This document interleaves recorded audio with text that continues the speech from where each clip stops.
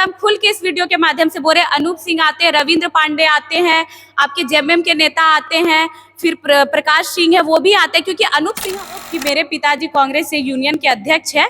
तो इस वीडियो के माध्यम से उनको बोलना चाहते हैं कि अगर मेरे पिताजी अध्यक्ष निकले या मेरे घर से 1 रुपए का भी इनकम कांग्रेस से होता होगा तो पूजा माँ तो जेबीके से छोड़ देगी। रहे रविंद्र कुमार पांडे, तो जो नेता लोग होते हैं और सब एक ही एरिया के हैं तो एक संबंध भी घरेलू होता है, तो वो है, इससे ज्यादा कुछ नहीं यार। ना किसी भी पार्टी से मेरे घर में 1 रुपए का इनकम नहीं है। अगर जो बोल रहे हैं वो दिखा दे तो हम जेबीके से छोड़ देंगे, और जो हमसे विवाह करेंगे एक अर्धांगिनी के रूप में स्वीकार करें, दहेज ना ले। और सबसे बड़ी बात कि अभी हम लोग जिस लाइन में आ गए हैं, पॉलिटिक्स लाइन में, तो जिनसे हमारा शादी होगा वो हमको समझे, हम उनको समझे, क्योंकि अगर वो जोहार, नमस्कार, आदाब। इस वक्त मैं फुसरो में उपस्थित हूँ और मेरे सामने कोयलांचल की शेरनी पूजा महतो उपस्थित है, जो कि अभी केंद्रीय महिला मोर्चा की कोषाध्यक्ष है। बात करने का प्रयास करते हैं। सबसे पहले पूजा जी जोहार। आपको भी जोहार भैया। आप 2 साल से लोगों को जगाने के लिए निकले हैं, लोगों को जगा भी रहे हैं, जागरूक भी कर रहे हैं, जेबीके में जोड़ रहे हैं। तो पूजा महतो अपना फ्यूचर कहाँ देख रहे हैं? देखिए, पूजा महतो अपना फ्यूचर, हम मेहनत कर रहे हैं, हम जनता को जगा रहे हैं, और हमारे सबसे पहले कि अभी लोकसभा है, तो लोकसभा में अपनी जीत, उसके बाद हम अपना फ्यूचर बाद में तय करेंगे। मतलब किसको जिताना चाहते हैं लोकसभा में? देखिए, हम तो चाहेंगे हमारी जितनी सीट है वो निकले, तो सबको जिताना, पर्सनली किसी एक को जिताना। मान लीजिए टाइगर जयराम महतो जीत जाते हैं तो आपका क्या होगा? आपका फ्यूचर क्या होगा? आप क्या, आप राजनीति में आना चाहते हैं या फिर पढ़ लिख के कुछ और इंजीनियर डॉक्टर बनना चाहते हैं? देखिए, अगर टाइगर जयराम महतो जीत जाते तो जो हम इतने साल से संघर्ष कर रहे हैं, तो सबसे पहला वो वहाँ हमारा रिजल्ट आ गया, हम उसमें सफल हो गए। और हम अपना फ्यूचर, अभी तो विधानसभा तक तो हमको इसी में टाइम देना है।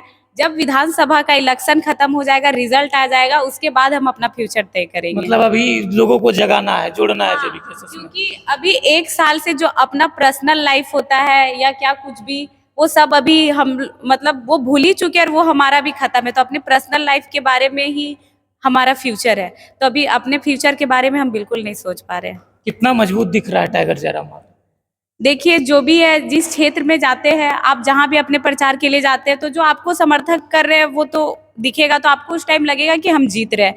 लेकिन वही जब तक जीत ना जाए तो कैसे कह सकते हैं कि हम जीत रहे हैं, क्योंकि ओवर कॉन्फिडेंस भी अच्छा नहीं होता है। और जब तक हार ना जाए तो हम वो स्वीकार नहीं कर सकते कि हम हार रहे हैं। तो हमारे पास क्या है? मेहनत, हमारी विचारधारा, लोगों, हम मेहनत कर सकते हैं, हम अपनी विचारधारा को लोगों को तक पहुंचा सकते हैं। क्योंकि अभी जितनी भी पार्टियां आएगी वो करोड़पति, अरबपति, खरबपति है, बहुत पहले से राजनीति में जुड़े हुए। कहीं ना कहीं हम किसी की बेटी की उम्र की भी नहीं है, किसी की नतनी की उम्र के, तो हर तरह से हम उनके सामने कच्चे हैं और बच्चे हैं।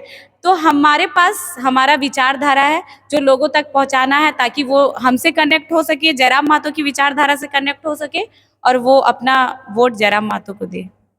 कई सारे लोग जो है आप पे आरोप लगाते हैं कि पूजा महतो के पापा जो है कांग्रेस में है और पूजा महतो जेबीके में है। ये कहाँ तक सत्य है?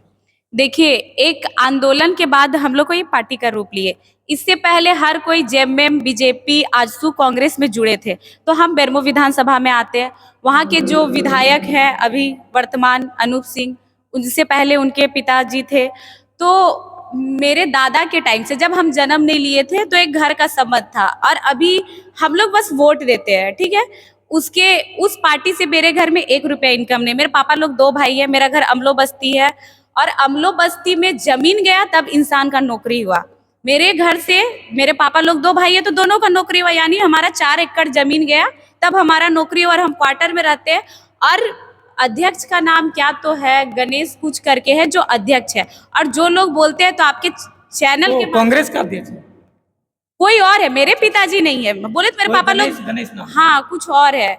मेरे पिताजी 2 भाई हैं, और हमारा जमीन गया 4 एकड़ तब 2 नौकरी हुआ है, क्योंकि रूल है कि 2 एकड़ जमीन में 1 नौकरी। और जो लोग ये लगा रहे आरोप कि मेरे पिताजी कांग्रेस से यूनियन के अध्यक्ष है, तो इस वीडियो के माध्यम से उनको बोलना चाहते हैं कि अगर मेरे पिताजी अध्यक्ष निकले या मेरे घर से 1 रुपए का भी इनकम कांग्रेस से होता होगा तो पूजा महतो जेबीके से छोड़ देगी। मतलब आपके पिताजी कांग्रेस में नहीं है, पूरा क्लियर हो गया? क्लियर हो गया, बस आना जाना। और देखिए, आप जिस एरिया के हैं, ठीक है, तो वहाँ के जो विधायक है, अगर आपके घर में श्राद्ध है या अगर आपके घर में विवाह है तो वो आएंगे।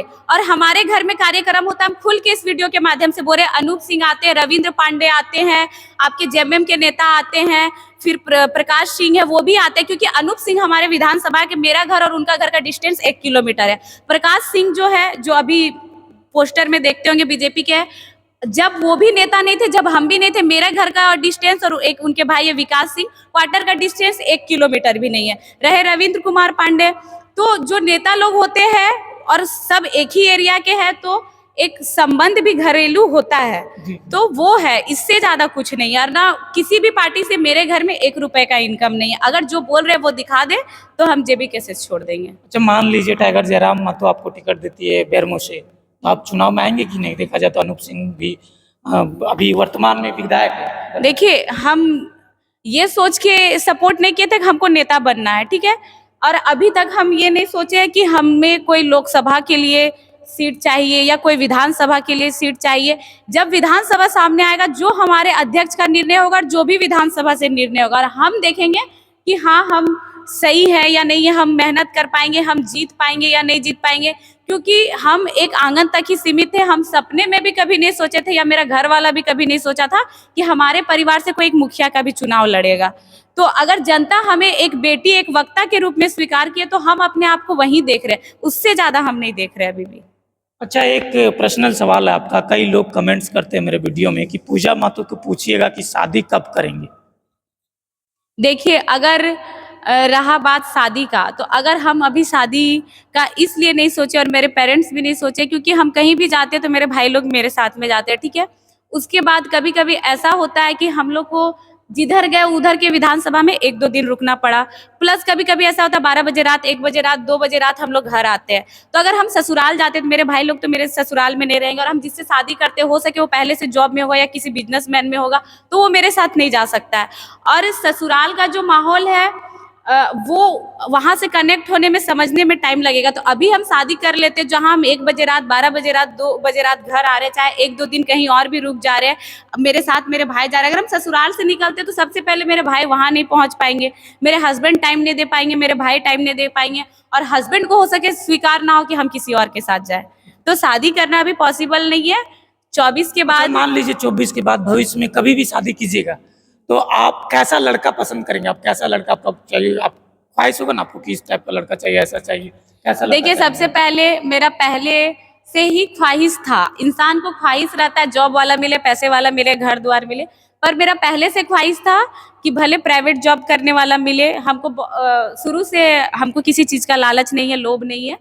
सबसे ऐसा परिवार मिले, ऐसा इंसान मिले कि जो दहेज ना ले, वो हमें बेटी के रूप में स्वीकार करे, और जो हमसे विवाह करेंगे एक अर्धांगिनी के रूप में स्वीकार करे, दहेज ना ले। और सबसे बड़ी बात कि अभी हम लोग जिस लाइन में आ गए हैं, पॉलिटिक्स लाइन में, तो जिनसे हमारा शादी होगा वो हमको समझे, हम उनको समझे, क्योंकि अगर वो हमको नहीं समझेंगे तो हम घर से नहीं निकल पाएंगे। और ये सब चीज़ के बारे में तो अभी हम सोचे नहीं, पर हो तो सबसे बड़ी बात कि दहेज ना ले। और अब कहीं ना कहीं इतना दहेज का विरोध कर चुके हैं कि कोई भी अगर रिश्ता आएगा तो वो दहेज नहीं लेंगे, है ना। कंफर्म पता है कि रिश्ता आएगा तो दहेज नहीं? हाँ, वो अभी भी आता है, ऐसा नहीं आता। और सबसे पहली बात होता है कि दहेज नहीं लेंगे।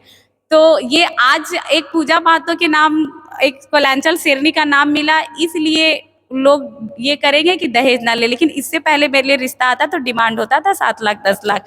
तो हम उस इंसान से शादी करना चाहेंगे जिस परिवार की विचारधारा पहले से है कि हम दहेज ना ले, तो हम उस परिवार में शादी करेंगे, क्योंकि रिश्ता आएगा तो हम ही छानबीन करेंगे। चलिए, बहुत बहुत धन्यवाद। जोहार। ये थे पूजा महतो जी, जो कि इनके विचारों को आपने बारीकी से सुना, काफ़ी अच्छे ढंग से अपने विचार को रखा है।